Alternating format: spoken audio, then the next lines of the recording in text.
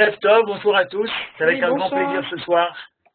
On est avec le Rav Shaul David Bosco, le Rosh Yeshiva de la Yeshiva de Kochav Yaakov et Chav Yahu. C'est un grand plaisir de vous avoir sur notre site fr.linmol.org. Et vous avez pu, chers participants, envoyer déjà vos questions sur les doigts de Pessah. Un grand nombre de questions sont déjà passées sur le Rav Bosco qui vont défiler là, face à nous.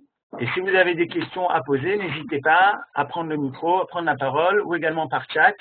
Envoyez vos questions et comme ça, le Rav Bosco essayera d'y répondre pour le mieux. Voilà, Erev Tov, merci Rav Bosco d'avoir accepté cette invitation. Et je vous laisse la parole. On va commencer tout de suite. Voilà, avec... Oui, on vous entend. On commence tout de suite avec des questions. Vous voulez faire une introduction, comme vous voulez. D'abord, bonsoir à tous. Merci Laurent. Je remercie à Laurent pour cette question importante. Alors, la réponse est très simple. On doit chercher la Khamès dans la maison où on habite. Alors, si la veille de Pessah, le moment de la B'dikat Khamès, on n'est pas à la maison, on a été à la maison un jour plus tôt, 2 jours plus tôt, 3 jours plus tôt. Donc, la veille du jour où on quitte la maison, on fait la B'dikat Khamès chez soi sans faire de bracha. Parce que la bracha, on ne fait que lorsqu'on fait la B'dikat Khamès au moment donc la veille de Pessah. Et le soir où on se trouve avec les amis, eh bien, le balabay est de cette maison-là, c'est lui qui fait la B'dikat Khamès, c'est sa maison, chacun fait la B'dika de son propre Khamès. La B'dikat Khamès, c'est de chercher le Khamès pour ne pas transgresser l'interdit de posséder du Khamès. Alors c'est son Khamès que l'on doit chercher, pas celui de quelqu'un d'autre. Voilà pour la première question. Puisque vous avez dit l'option de faire la veille, est-ce qu'il y a une possibilité, quelqu'un qui a oublié de faire la veille, de faire sa B'dikat Khamès en journée même? Est-ce que c'est faisable? Absolument, et de nouveau, on ne fait pas la bracha. Okay. On ne fait la bracha que lorsqu'on fait la b'dika telle que nos chachamim l'ont instituée. Donc, question suivante. Y a-t-il une indication dans la halacha de faire des chumrot pendant Pessah plus que pendant le reste de l'année? Alors, il y a sans aucun doute une indication très claire dans la halacha à propos des matzot du soir du Seder. La Torah nous dit « Ushmartem et matzot ». Que veut dire il faut garder les matzot? Alors, la Gemara et le Maïmonide et puis le Rif à la suite disent qu'il faut faire attention dès le moment de la culture du blé que ça n'entre pas en contact avec de l'eau. Et puis pour beaucoup de décisionnaires, c'est seulement pour les matzot de la mitzvah. Alors la question se pose, si c'est du chametz, ça doit être pour toutes les matzot. Et si c'est pas chametz, eh bien, on n'a pas besoin de faire cette choumra, de faire attention dès le moment de la culture, c'est encore pas de la farine, qu'il n'y ait pas d'eau qui tombe dessus. La réponse est qu'effectivement, il y a une choumra pour la matzah du Seder. Pourquoi? Parce que la notion même de Pessah est le fait de recevoir les mitzvot. Le Rashi nous enseigne qu'on aurait dû commencer la Torah par le 12e chapitre du livre de Shemot, parce que dans la parasha de Bo, parce que c'est la première mitzvah que le peuple juif a reçue. Pas tout à fait la première, mais c'est vraiment à ce moment-là que commence le monde et l'univers des mitzvot. Alors c'est pour ça qu'il y a une attention particulière d'aller au-delà des règles de Pessah. Mais bien entendu, il ne faut pas exagérer. Là où c'est noté dans le Shulchan Aruch, ce sont les chumrot que l'on fait. En ajouter d'autres, ce n'est pas une obligation. Bien sûr, tout le monde a le droit de faire des chumrot, mais il faut faire attention que ces chumrot ne soient pas sur le compte d'obligations réelles. Et par exemple, en faisant beaucoup de chumrot, on peut devenir nerveux et puis ne pas être sympathique avec les enfants parce qu'on est d'une très grande fatigue. Ou encore, on a nettoyé des endroits qu'il n'est pas obligé de nettoyer, et on arrive très fatigué au Seder, et on s'endort pendant Magid, qui est la mitzvah essentielle du Seder. Alors, faire des chumrot, c'est bien, si ce n'est pas sur le compte des bonnes relations entre l'homme et son prochain, et puis que ça ne tombe pas sous le compte d'une autre mitzvah. Il ne faut pas oublier non plus qu'il existe une mitzvah à toutes les fêtes de se réjouir. Simchat Yom Tov est quelque chose de très très important. Et il ne faut pas non plus que les Khumrot, eh bien, elles empêchent de pouvoir jouir à Yom Tov. Ça serait de nouveau une Khumra qui va à l'encontre de la volonté de la Torah. Donc, tout faire avec mesure. Voilà pour cette question. Alors, question suivante, je vais lire que le début. Pour un ashkénaze, est-il permis de changer de minag et de manger des kitniot? Est-ce qu'il faut faire Atarat Nedarim? Alors ça, c'est une question bien délicate. Je vais commencer par la fin, qu'il n'est pas accepté pour les Ashkenazim d'annuler le minhag des kitniot. A priori, c'est difficile à comprendre pourquoi. Parce que le minhag des kitniot n'a pas sa source dans la Gemara. Ce sont des Khumrot qui sont venus plus tard pour de bonnes raisons. Entre autres, qu'il y avait il pouvait y avoir des mélanges, un petit peu de farine dans des kitniot, et pour cela, le minhag a été de les interdire. Donc il y a, fort logiquement, on se dit que si le risque n'existe plus, il n'y a pas raison de les interdire. En particulier même la farine, même ce qui vient du blé. Si on fait attention que ça ne devient pas chametz, c'est permis. Et les kitniot sont interdites, même en toutes circonstances. Alors, les circonstances ayant changé, on aurait pu penser que c'est permis. La raison que ce n'est pas permis parce que ce minhag a été extrêmement étendu. C'est-à-dire que dans la conscience populaire juive ashkénaze, c'est devenu presque comme du chametz.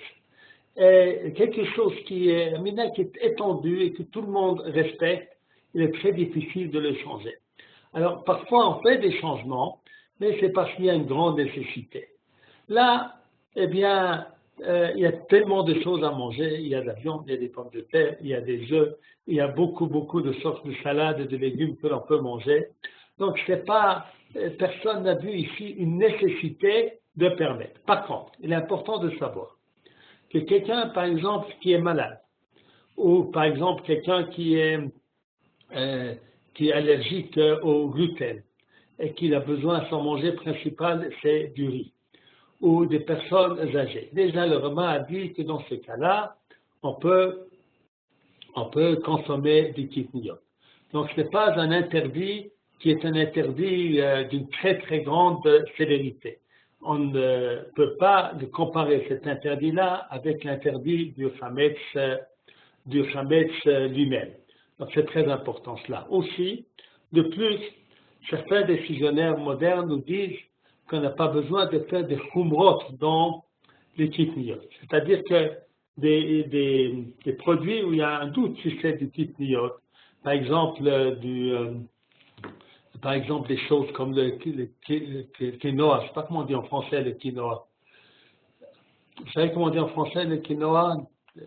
C'est des choses qui quinoa, je crois, non? Quinoa, aussi en français le quinoa, ou d'autres produits qui n'avaient pas cours en Europe au temps de cette xéra.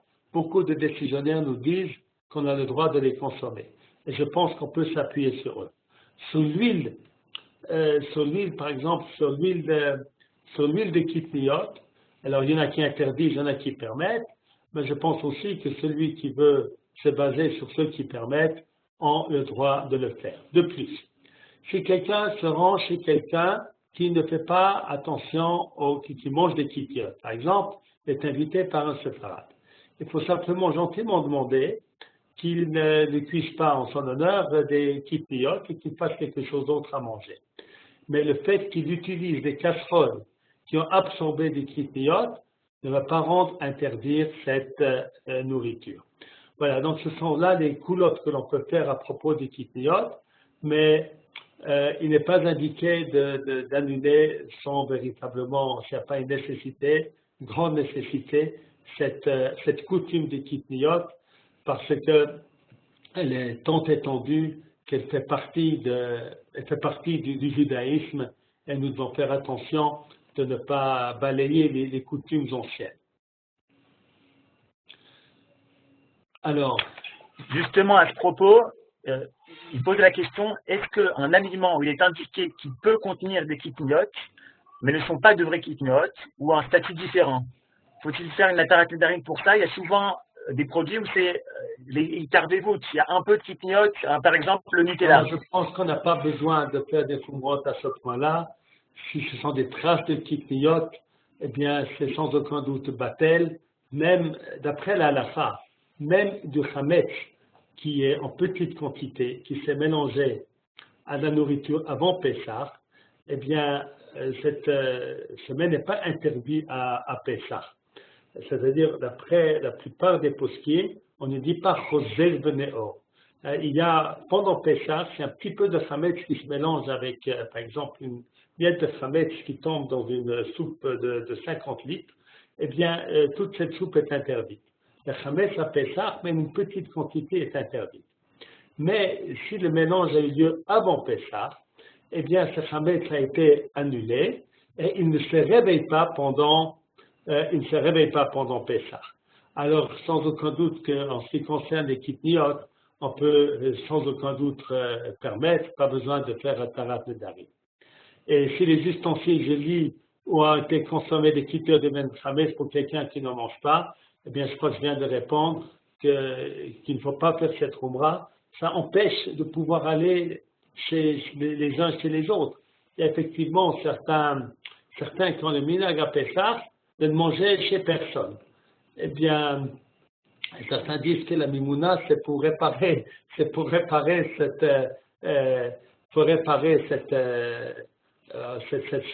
fait. Je ne pense pas que c'est heureux. Aujourd'hui, Baruch Hashem, les familles sont mélangées, Ashkenaz, Farad, habitent côte à côte, des Ashkenazim sont mariés avec des Faradim, et je pense qu'il faut tout faire pour que l'un puisse manger chez l'autre. Merci. On a Aaron sur le chat qui demande, est-ce que vous pouvez préciser l'huile de kitniot? Alors, l'huile de kitniot, le minhag de Jérusalem, c'est de l'interdire. Mais il y a beaucoup d'excésionnaires qui le permettent.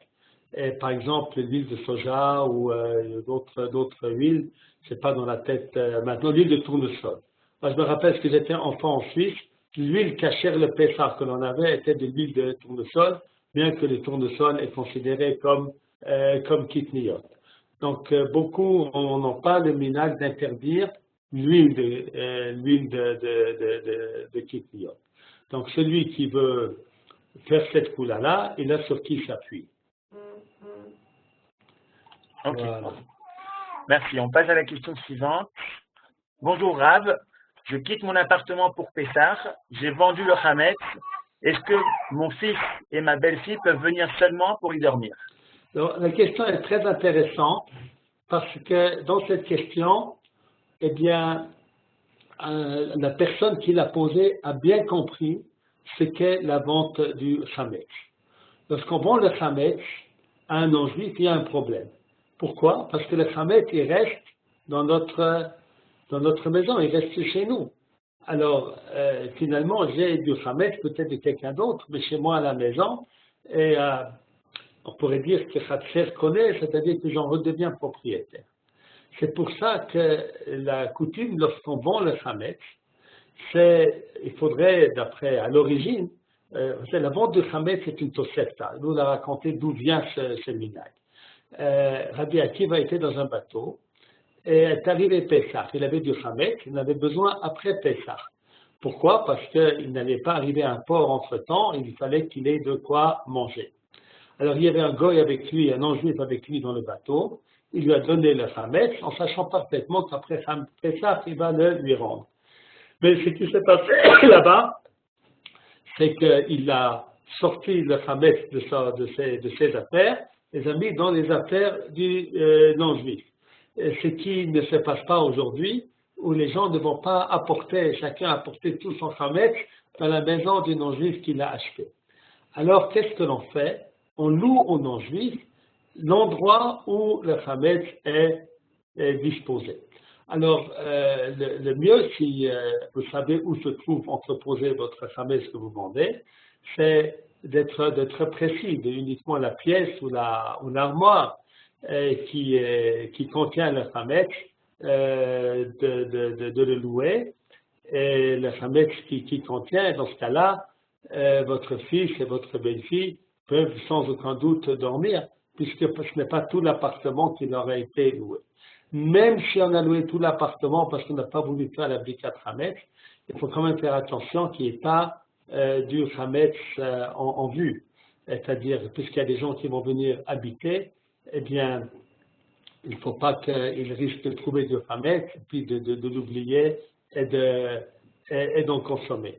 Donc, s'il y a des gens qui viennent dans la maison, il faut sans aucun doute faire attention de vider le Chametz, et le Chametz que l'on a, que l'on veut vendre, de le placer dans une armoire bien fermée. Maintenant, j'aimerais dire un petit mot sur cette vente de Chametz. Il y a beaucoup disent aujourd'hui, oh, cette vente de Chametz, c'est des combines, c'est des histoires de juifs, ils font des combines, on ne doit pas avoir d'avoir de Chametz, qu'est-ce qu'ils font? Ils le vendent à un non-juif. Ils ne peuvent pas le déplacer chez le non-juif, eh bien, ils louent leur maison aux non-juifs. Et tout ça n'est que, c'est du cinéma. Eh bien, la vérité, c'est que ce cinéma est très, très, très important.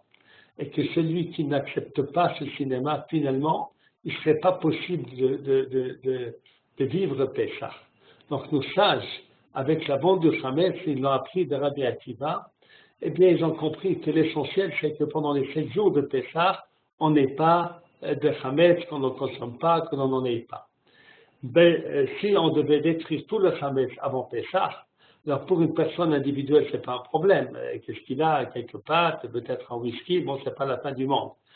Mais le Chametz dans un pays où une majorité des Juifs, eh bien, les magasins qui ont des Tcheréos, qui ont des gâteaux, eh bien, ils ne peuvent pas détruire tous les gâteaux avant Pessah et puis tout refaire après Pessah. Ce n'est pas possible. Donc, si c'était cela la loi, eh bien, les gens, finalement, ce qui se passerait, ne respecteraient pas Pessah. Donc, ces combines, entre guillemets, eh bien, elles permettent de véritablement vivre Pessah et de garder l'essentiel. Donc, il ne faut jamais, jamais ridiculiser les minagim d'Israël qui, finalement, ces minagim qui ont l'air d'être des combines, c'est ce qui permet véritablement de vivre Pessah. Et je pense qu'il y a parmi les gens qui nous écoutent, beaucoup de gens qui ont vendu leur Chametz, eh bien, ils n'ont pas chanté à Pessah, ils n'ont pas fêté Pessah. Pour les 16 jours et 8 jours en France, ils n'ont pas mangé de Chametz, la maison était propre, ils ont véritablement vécu Pessah, se sont rappelés de la sortie d'Égypte, se sont rappelés qu'il faut peut-être faire son aliyah bientôt, comme nos ancêtres. Donc, ils ont vécu véritablement les leçons de Pessah, qui est la liberté de se désaliéner de beaucoup, beaucoup de choses. Donc, ça, c'est cela qu'ils vivent à Pessah, et ils le vivent bien qu'ils ont vendu le Chametz. Donc, ce n'est qu'une impression que c'est une combine. Finalement, c'est un système organisé par les sages qui permet de vivre Pessah comme il faut. Merci. Monsieur Feldman, une question? Oui. Vous m'entendez? Oui, je t'entends. Ah oui, bonjour. Bonjour. Mon épouse est séfarade et comment dirais-je, et elle veut de temps en temps suivre son minag. Et comment je fais? Pour les kitniotes ou pourquoi? Oui, pour les kiniotes. Eh bien, qu'elle fasse une visite chez ses parents. Et qu'elle mange beaucoup de kitniotes si c'est possible. Voilà, ou bien qu'elle aille chez des amis. C'est difficile dans une maison de faire, moi je ne veux pas faire, vous savez, Shalom Bayit, c'est plus important que tout. Alors, si elle veut, en général, on prend la coutume du mari parce que c'est ça. Non, attendez. excusez-moi, je veux juste préciser. Je ne sais pas comment refuser à ma fille de manger, par exemple, ces pâtisseries qui sont faites avec des clignotes. C'est la seule chose. Sinon, à la maison, il n'y a pas de clignotes. Il n'y a aucun problème. Ah, c'est pour votre fille. Non, c'est simplement qu'on a des enfants et des petits-enfants et que ma fille, elle fait des gâteaux. Je ne sais pas comment faire. Est-ce que ça pose un problème? C'est ça, je veux dire. C'est tout. Je veux dire. Elle fait avec des clignottes ou c'est du matza shira? Non, non, non. Non, non, les clignotes, les clignotes. Les clignotes. Oui, oui. Pas des matza shira. Non, parce qu'elle a l'habitude de faire des gâteaux et frits. Et alors, mon problème, c'est de savoir si je peux manger avec cette huile qui contient des clignotes. C'était mon souci. Ah, c'est de l'huile de clignot, c'est tout ce qu'il y a, de l'huile de clignot. L'huile de clignot, vous pouvez manger. J'ai expliqué tout à l'heure que l'huile de clignot, il y a des gens qui permettent, donc on peut sans aucun doute se baser sur eux dans ce problème familial. Il n'y a pas de problème de shalom bayit. Non, pas shalom bayit dans ce sens avec les enfants. Ce que vous dites, la famille, c'est très important. Comme je vous l'ai dit, il y a beaucoup de poskim qui permettent l'huile de kitniyot. Alors, monsieur ne mangera pas ces gâteaux-là, et puis vous en mangerez avec votre fille. Bon, c'était la vie est belle. Voilà. Et bon appétit pour tous. Merci Rav. Une question sur le chat. Je lis une question sur le chat de Jonas. Un aliment qui possède la mention cachère des Pessah sur la boîte, mais a été ouvert avant Pessah. Oui. Mais il n'y a aucune chance que du Hametz soit tombé dedans. Est-ce qu'il y a une façon quand même de l'utiliser, comme par exemple une bouteille d'huile d'olive qui est cachère les Pessah que j'ai ouvert avant, ou du sel? Utilisez, il n'y a pas de problème. On peut le garder chez soi pendant Pessah et l'utiliser. On peut le garder pendant Pessah et l'utiliser. On peut le garder pendant Pessah et on peut l'utiliser. Et c'est quand même un minag de racheter toutes les épices et de racheter Ça, tout, je ne sais pas, il n'y a pas d'alafa, on n'a pas besoin de racheter tout. Il y a beaucoup, on n'avait pas des khumrot tout à l'heure, on fait beaucoup de khumrot. Alors moi, ce que je veux vous dire, c'est l'alafa. L'alafa, c'est quelque chose qui ne contient pas du chametz. En fait, c'est permis. Alors c'est bien de prendre la viande cachère le Pessah, le poisson cachère le Pessah. Parce que c'est bien, parce que c'est sûr qu'ils n'ont pas utilisé un couteau qui avait absorbé du chametz, etc. Mais en principe, si quelqu'un n'a pas accès à cela et qu'il a de la viande, c'est la viande, pas de la viande oubad, où il y a des choses qui ont été rajoutées. La viande telle qu'elle, même si elle n'est pas cachère le Pessah, la viande, il n'y a pas de chametz, elle est cachère le Pessah. On a le droit de l'utiliser pendant Pessah. Alors, c'est bien, parce que pas tout le monde connaît les halachot, alors on achète tout cachère le Pessah, c'est formidable, c'est un très bon minag, mais ce n'est pas une obligation. Donc, un poisson, pas un poisson pané, bien entendu, mais un poisson qui est uniquement poisson, ou une viande qui est uniquement viande, ou des carottes qui sont uniquement carottes, eh bien, tout cela, même si ça a été acheté avant Pessah, et que ça n'a pas été coupé avec des couteaux cachère le Pessah, eh bien, ces aliments sont permis. Parce que même s'il y avait, je sais pas, le couteau avait absorbé du chametz et qu'il en aurait ressorti dans le mets, c'est déjà annulé avant Pessah, comme j'ai expliqué tout à l'heure, et par conséquent, il n'y a pas de problème d'utiliser tous ces mets. Merci. On passe à la question suivante. Alors, non, c'est là. Ça, je fais. Tac. C'est la deuxième fois que je fais Pessah. Je veux réussir correctement. Comment pratiquer Pessah en accord avec Hachem? Est-ce que vous avez un conseil? Voilà. D'abord, c'est une très belle question. Et félicitations à cette personne qui fait Pessah. Alors, Pessah, il faut bien savoir ce qui est l'essentiel. Et donc, il y a bien entendu faire attention au chametz et avoir la matzah, c'est très important. Mais c'est aussi l'atmosphère de la nuit du Seder qui est essentielle. Et la nuit du Seder, eh bien, il y a deux temps qui sont très importants. Il y a le temps de la mitzvah de Maguid, de raconter la sortie d'Égypte. Et nos sages nous disent que la mitzvah de Maguid, c'est de sentir, de vivre comme si nous-mêmes on était sortis d'Égypte. Alors c'est difficile à imaginer cela. Et comment je peux imaginer? Il faut faire un effort. Il faut faire un effort. Et il y a des parents, il y a des hommes qui font une espèce de spectacle devant les enfants, comme s'ils avaient reçu des coups. Ils ont mal, mal, mal. Et puis tout d'un coup, ça va mieux. Et on essaye de vivre l'événement. C'est-à-dire qu'il faut vivre la Géoula. Alors à notre époque aussi, chacun, nous avons la sortie d'Égypte ne s'est pas terminée. C'est le début de la liberté du peuple juif qui continue jusqu'à aujourd'hui. Et chacun qui revient en Israël ou qui revient à la Torah, c'est aussi un peu son Pessah et sa sortie d'Égypte. Et peut-être je vais vous raconter un rachid très intéressant qui dit qu'Abraham Avinu avait fêté Pessah et que Lot avait mangé des matzot. Alors on peut s'interroger, eh bien comment est-ce qu'ils ont pu faire cela pour se souvenir de la sortie d'Égypte? Il n'y a encore pas de peuple juif. Ils n'étaient pas encore arrivés en Égypte. Comment faire une fête pour fêter la sortie d'Égypte? Mais la réponse, elle est que la sortie d'Égypte, c'est le moment historique qui vient concrétiser une idée qui existait déjà avant, depuis le début de la création. Et cette idée, c'est que l'homme doit se libérer des contraintes de ce monde pour servir Hachem. Alors, quand est-ce qu'on nous dit qu'Abraham, il a fêté Pessah? C'est lorsqu'il a fait la Brit Mila, qu'il est devenu quelqu'un qui a fait quelque chose de très dur à faire, il était très âgé, il a fait la Brit Mila en faisant confiance à Hachem. Eh bien, ça, c'est sa sortie d'Égypte. Il est sorti de l'état où il était auparavant.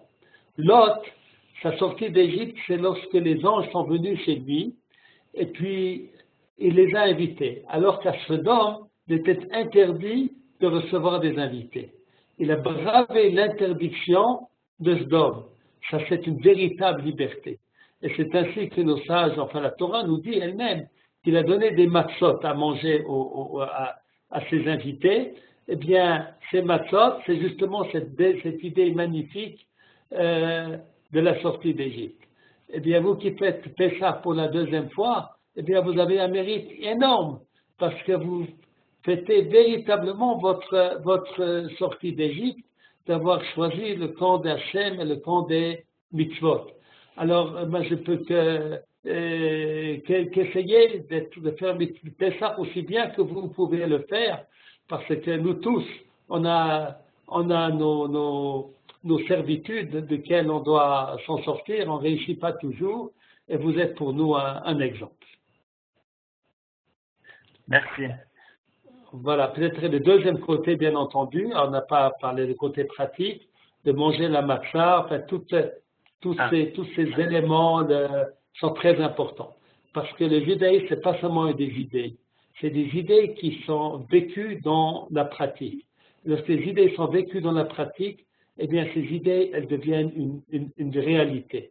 Alors, lorsqu'on mange de la matcha, qu'on mange de Maroc, qu'on fait toutes les lois du Seder, eh bien, on fait de tous nos idéaux, on les a traduits dans le monde de la réalité, et c'est quelque chose qui a une très grande importance. Voilà pour cette question.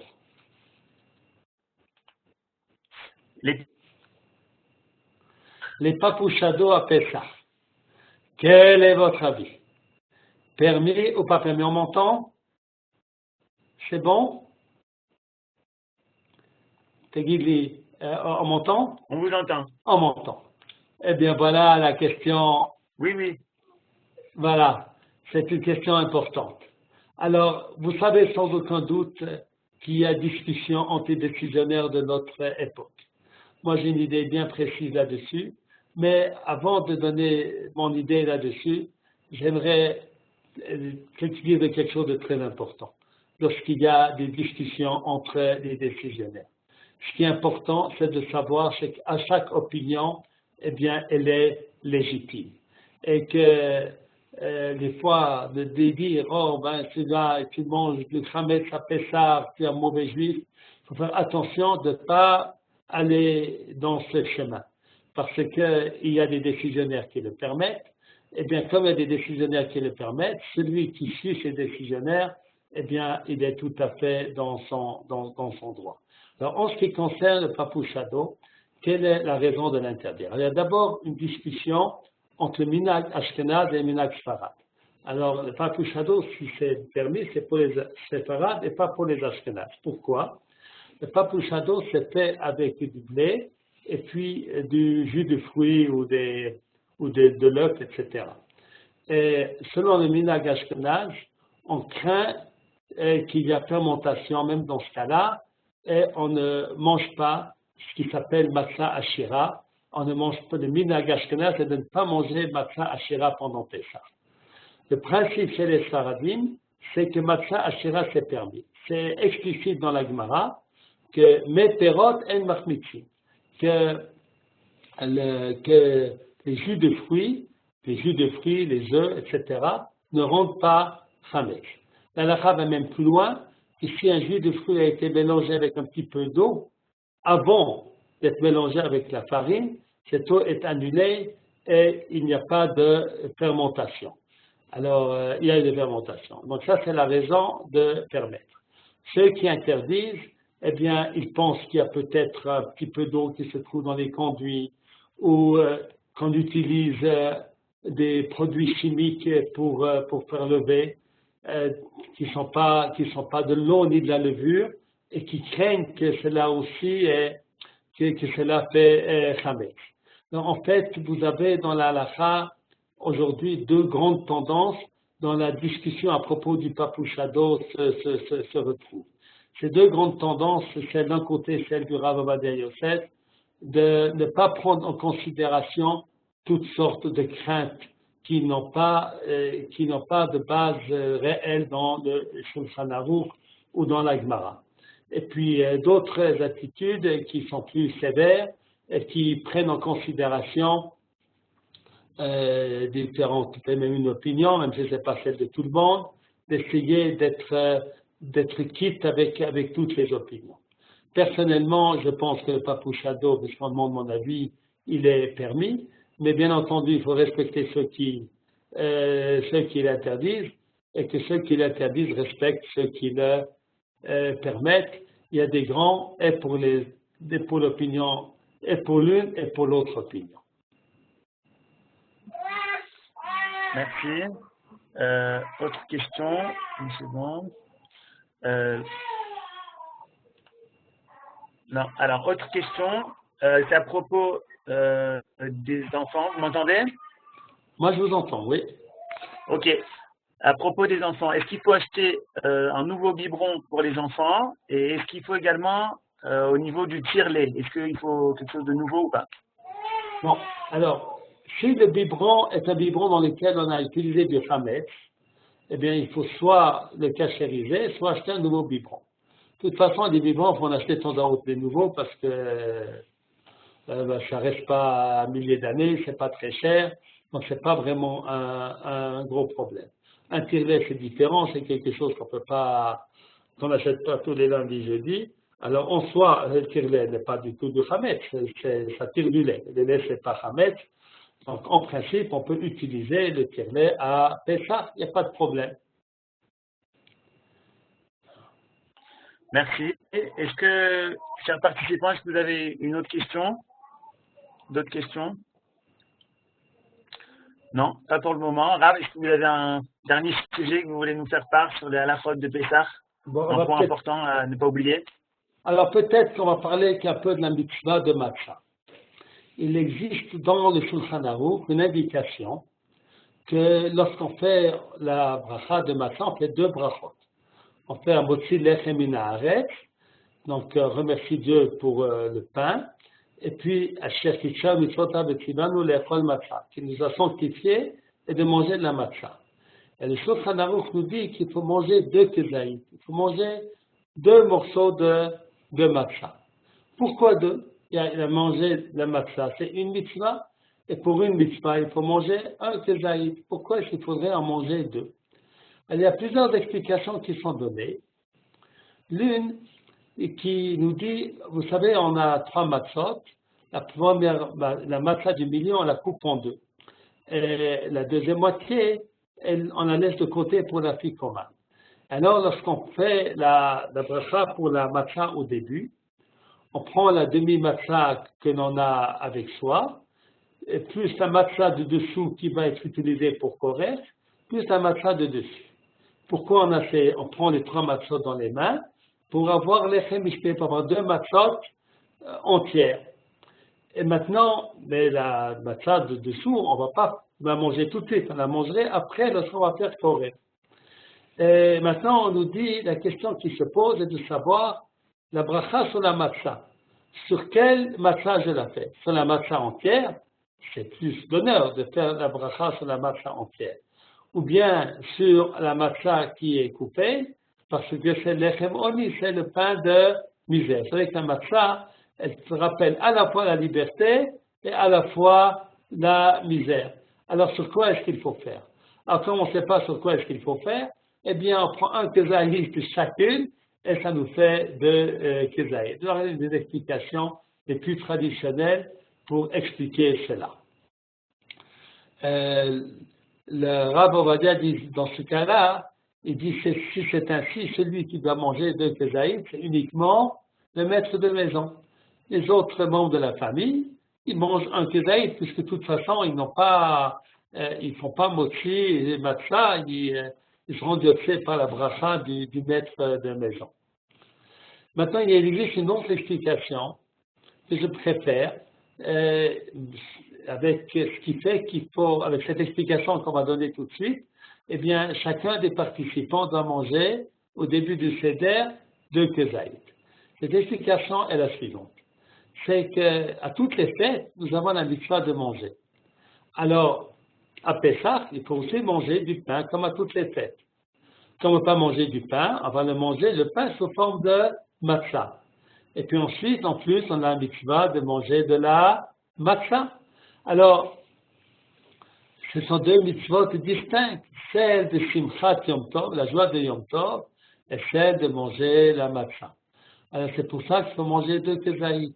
Un pour la mitzvah de matzah et un pour la mitzvah de la fête. Et si c'est ainsi, il est bien que tous les participants ils mangent 2 kezaït de matzah. Maintenant, en fait, on mange en tout 4 kezaït de matzah. Alors les 2 premiers, on a expliqué. Le 3e, c'est pour koref, c'est pour le fameux sandwich. Alors le fameux sandwich, c'est un souvenir du Beit HaMikdash. Parce qu'au temps du Beit HaMikdash, il y avait discussion entre Hillel et les sages. Hillel disait qu'il fallait manger la matzah et le maror ensemble avec le Korban Pessah. Les sages disaient que ce n'était pas, il faut manger chacun séparément. Aujourd'hui, il est sûr qu'on n'accomplit pas la mitzvah de matzah si on mange la matzah avec le maror. Parce que la matzah est une obligation de la Torah et le maror une obligation des sages. Alors le goût du maror, eh bien, il annule le goût de la matzah. Donc aujourd'hui, c'est sûr que la mitzvah, on le fait avec la matzah et le maror qu'on mange au début. Alors, pourquoi est-ce qu'on fait ce souvenir de Hillel? Parce qu'aujourd'hui, il n'y a pas de mitzvah de les manger ensemble. Eh bien, c'est bien qu'au moment du Seder, eh bien, on se rappelle du Beit HaMikdash. Zecher le Mikdash que Hillel. On doit faire quelque chose pour se souvenir du Beit HaMikdash que nous n'avons pas aujourd'hui, mais que nous espérons que très bientôt, avec l'aide d'Akadosh Baruch Hu, il sera reconstruit. Maintenant, le 4e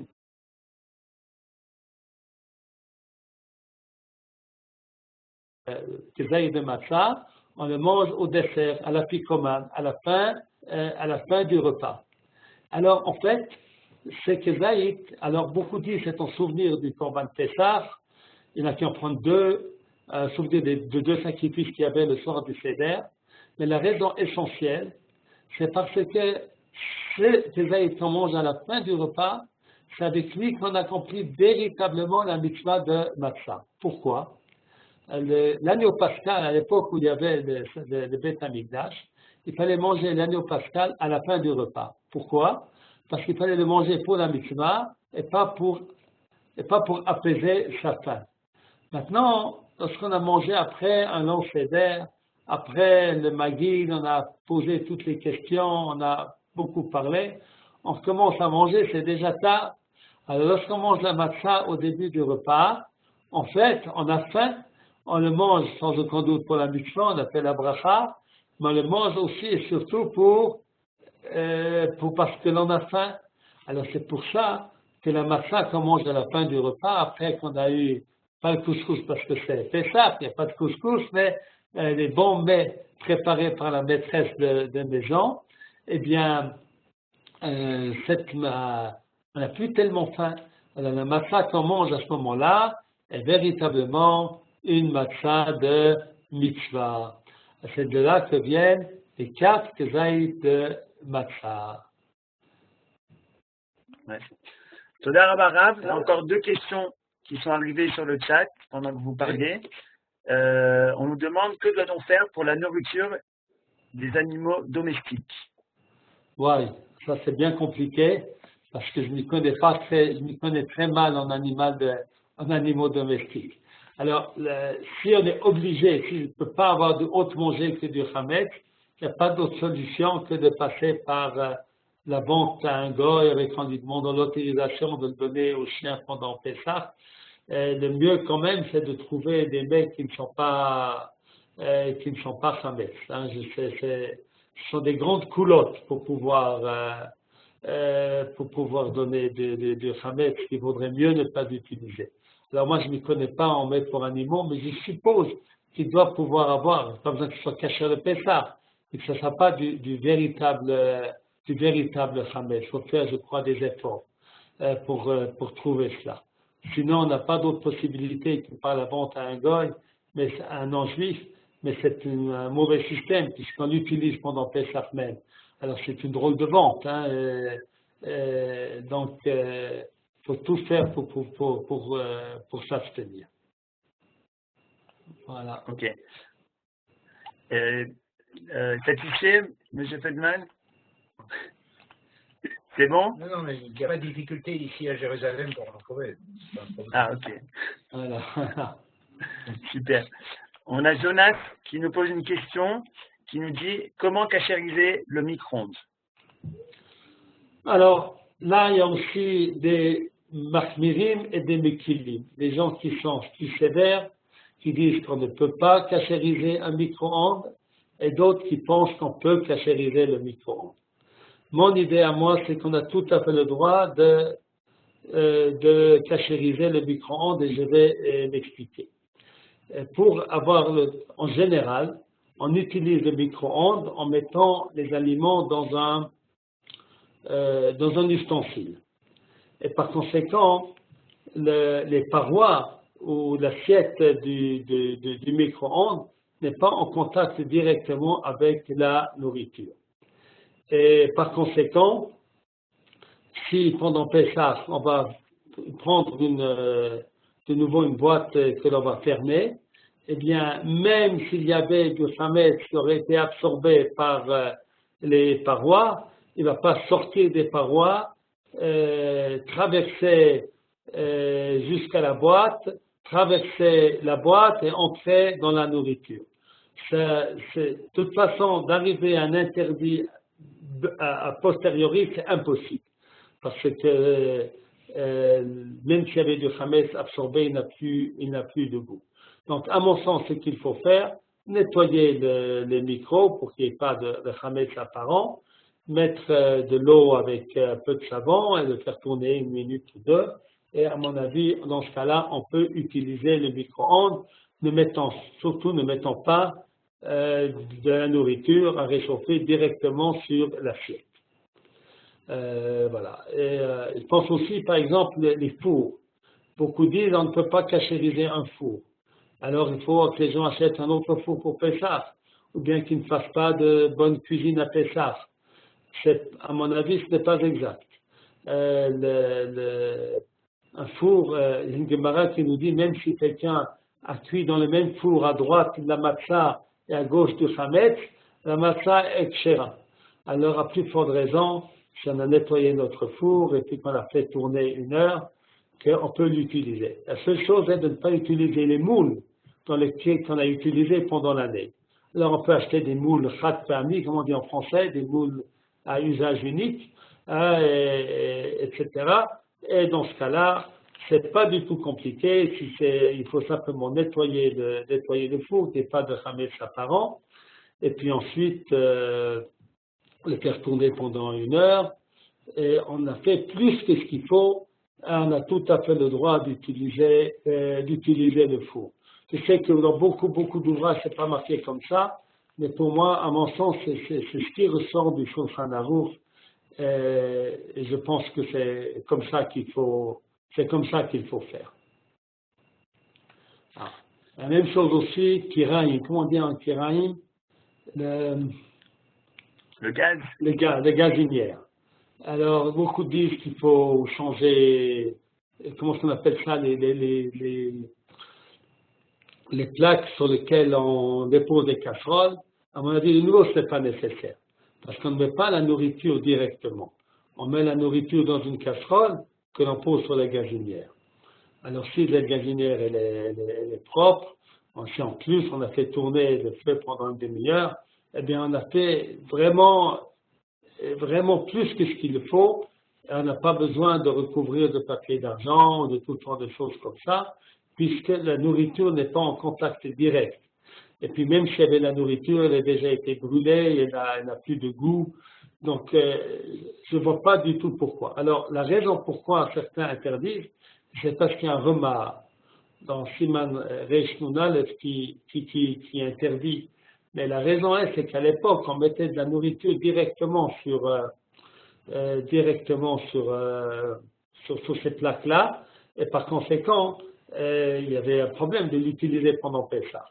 Mais nous qui déposons des casseroles dessus, ça ne pose pas de problème et c'est permis.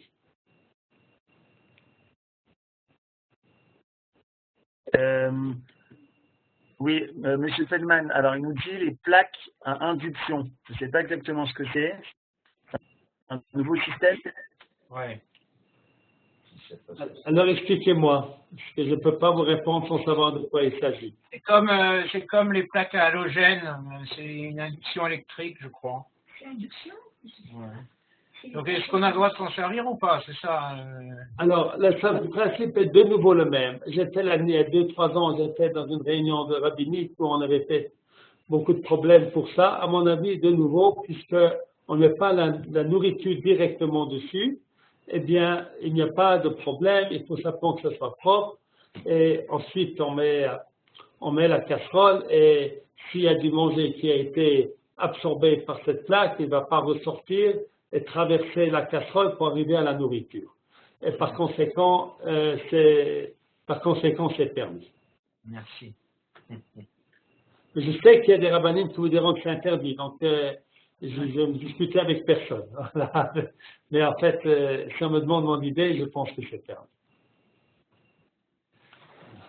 Ok, merci Rav. Olivier, est-ce que vous m'entendez? Olivier, une question?